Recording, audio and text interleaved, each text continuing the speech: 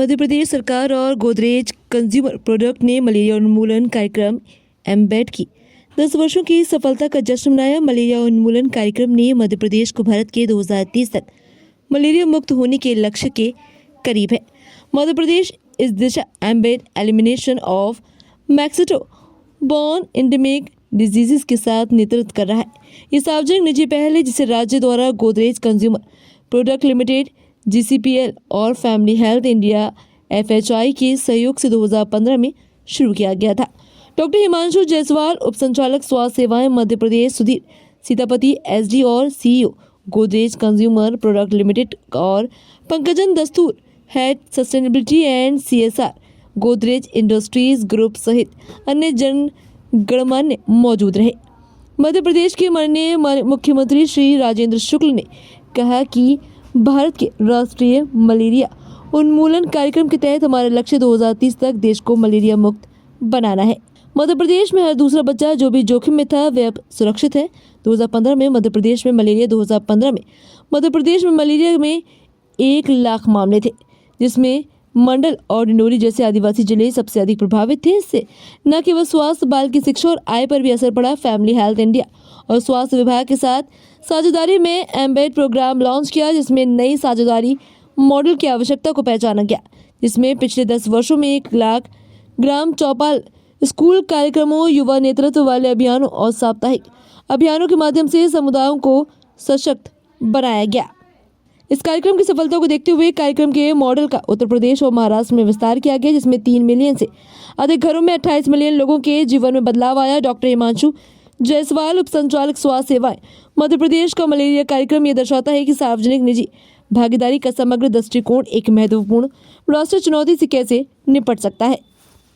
देखिए, डेंगू और मलेरिया जैसे जो वाहग्रस्त रोग हैं, इनको नियंत्रण करना एक बहुत बड़ा टास्क है और अकेले सरकार इसमें अकेले प्रयास नहीं कर सकती जब तक हमको जन सहयोग प्राप्त नहीं होगा, जन जागरूक नहीं होगा।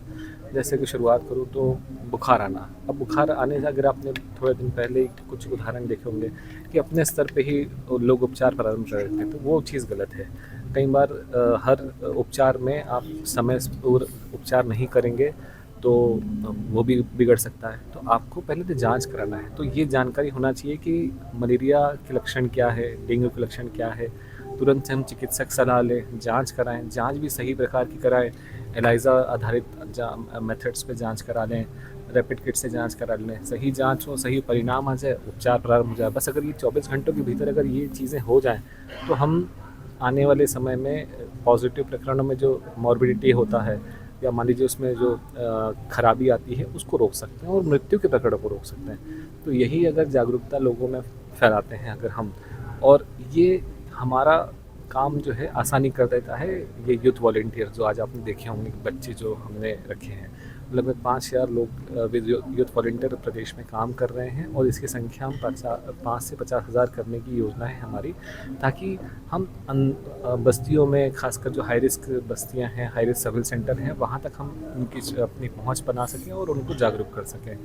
और जैसे आपने बताया कि डेंगू में ये हमें समस्या भी आती है। कई बार लोगों को यही लगता है कि गंदे पानी में मच्छर अंडे देता है या ये गंदगी जहाँ है, जबकि ये चीज़ें बिल्कुल अलग है। साफ़ पानी में जहाँ मच्छर अंडे दे सकता है, तो हमें साफ़ पानी रोकने से या 7 दिन से ज़्यादा इकट्ठा होने से बचाना है। तो ये एक संदेश जब सबको जाता है कि गंदगी नहीं, नाली नहीं, ये हमारे खुद के फ्रिज की ट्रे हैं, कूलर हैं, गमलों में पानी रुका हुआ है, इनसे भी मच्छर जो है बन रहे हैं, डेंगू के मच्छर बन रहे हैं और यही बीमारी कारण है। और यही अगर हम रोक लें, अगर 7 दिन में पानी साफ़ कर लें तो ये हम उसको बीमारी से बच सकते हैं। तो ये छोटी सी जागरूकता, मच्छरदानियों का लगाना है, मॉस्किटो कॉइल्स हैं, कुछ भी साधन उपयोग करें जिससे हम मच्छरों को दूर कर सकें, तो वो एक हमारे लिए फ़ायदेमंद होता है। तो यही छोटे छोटे से मैसेजेस हम पब्लिक तक पहुंचाते हैं हमारे यूथ वॉलंटियर के थ्रू, हमारे हेल्थ की टीम के थ्रू, और यही एक रिज़ल्ट हुआ है। 2024 में लगभग 50% से कम डेंगू के प्रकरण हो गए हैं और आगे भी लगता है हमें कि डेंगू के प्रकरणों में इस प्रकार ही कमी आएगी।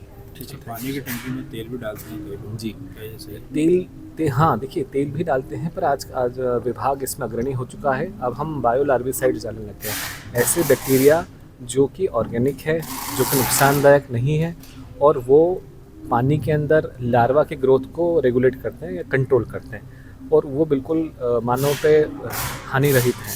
तो वैसा भी हम उपयोग करना शुरू कर दिया है।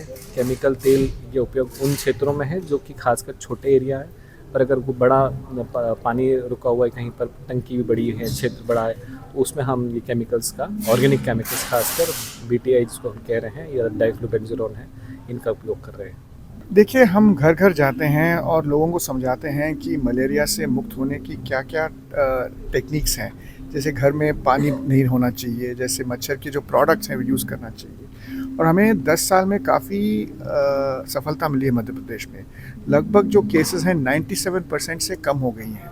4 ज़िले अब मलेरिया से मुक्त हैं और हमारी कोशिश रहेगी कि 2030 तक हम पूरे मध्य प्रदेश को मलेरिया से मुक्त कर दें।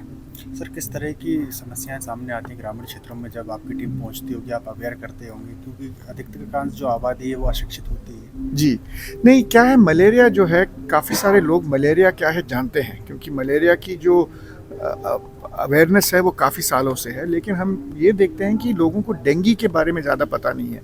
डेंगू एक नई बीमारी है जो वेक्टर बॉर्न है और लोगों को लगता है कि जब डेंगू आता है तो सिर्फ बीमार बुखार है और निकल जाएगा।